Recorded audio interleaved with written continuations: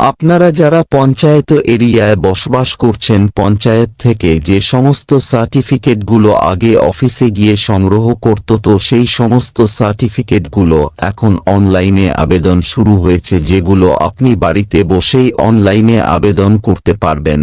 যেগুলো আপনি বাড়িতে বসেই অনলাইনে আবেদন করতে পারবেন, পাশাপাশি সেই সার্টিফিকেট কয়েকদিনের মধ্যে অ্যাপ্রুভ হয়ে যাবে এবং সেই সার্টিফিকেট অনলাইনেই ডাউনলোড করতে পারবেন, আপনাকে পঞ্চায়েতে যাওয়ার প্রয়োজন পড়বে না।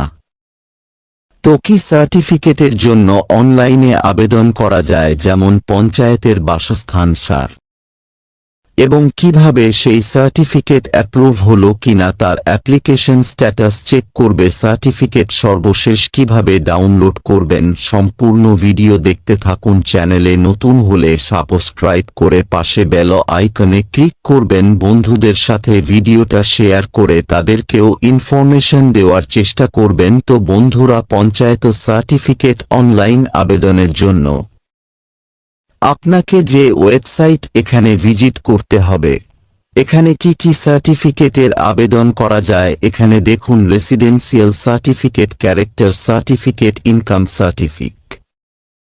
নিম্নলিখিত যে সমস্ত ডকুমেন্টের কথা বলা হচ্ছে তার মধ্যে যে কোনো দুটো নথি যেটা পিডিএফ আকারে 2 MB এর মধ্যে আপনাকে আপলোড করতে হবে।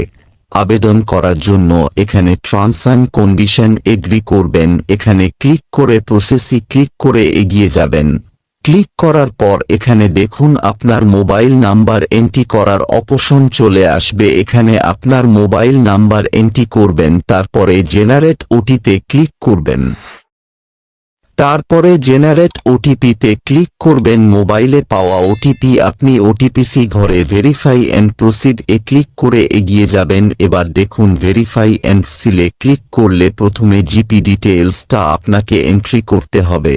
ডিটেইলস এন্ট্রি করার জন্য প্রথমত আপনার ডিস্ট্রিক্ট এখানে সিলেক্ট করবেন, আপনি কোন ডিস্ট্রিক্টের বাসিন্দা, তারপর আপনার ব্লক সিলেক্ট করবেন এখানে, তারপরে আপনার গ্রাম পঞ্চায়েত এখান থেকে সিলেক্ট করবেন, তারপরে আমরা সংসদ নেম এখান থেকে সিলেক্ট করবেন।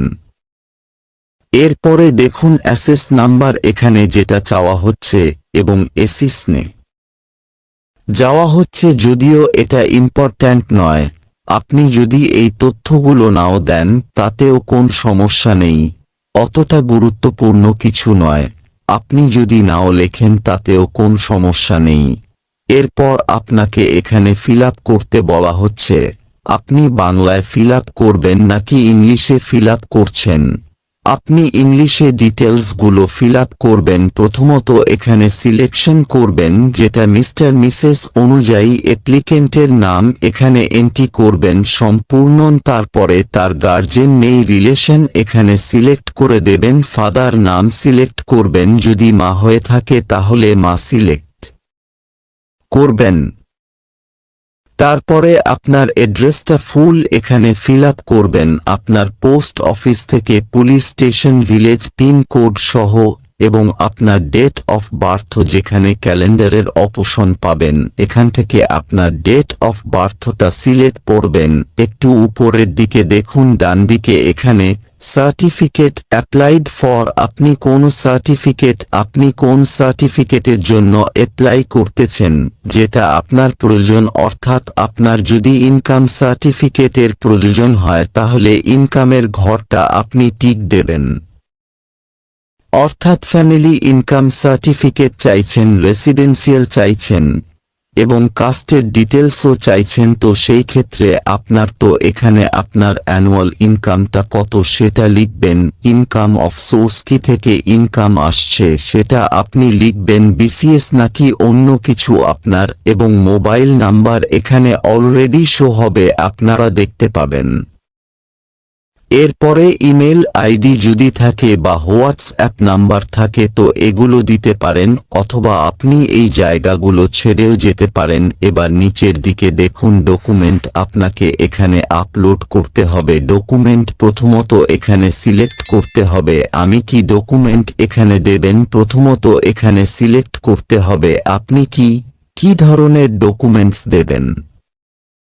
আধার কার্ড এখানে সিলেক্ট করতে পারেন। এবার ডকুমেন্ট নাম্বার হিসেবে আধার নাম্বার এন্ট্রি করবেন এবং আধার কার্ডের কপিটা এখানে পিডিএফ ফরম্যাটে 2 MBর মধ্যে আপলোড করবেন।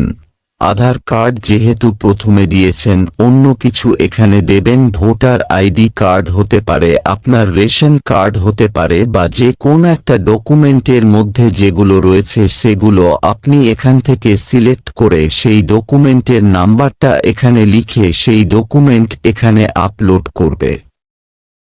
তারপরে দেখুন GP member certificate. GP member আপনাদের যে রয়েছে, অর্থাৎ আপনার গ্রামের যে সদস্য রয়েছে, অর্থাৎ প্রধানের নামে আপনাকে একটা দরখাস্ত লিখতে হবে। সেই দরখাস্তের নিচে তার সিগনেচার থাকতে হবে, তার যে স্ট্যাম্প রয়েছে সেই স্ট্যাম্প ও আপনি এখানে এই দরখাস্তের উপরে মেরে দেবেন। সেই দরখাস্তের যে কাগজটা সেটা আপনি এখানে আপলোড করে দেবেন। এরপর একটা পাসপোর্ট সাইজ ছবি এখানে আপলোড করতে হবে, যেটা 100 KB জেপিজি ফরম্যাটে। আপনি এখানে চুজ ফাইলে ক্লিক করে আপলোড করে দেবেন, এরপরে সাবমিট করবেন।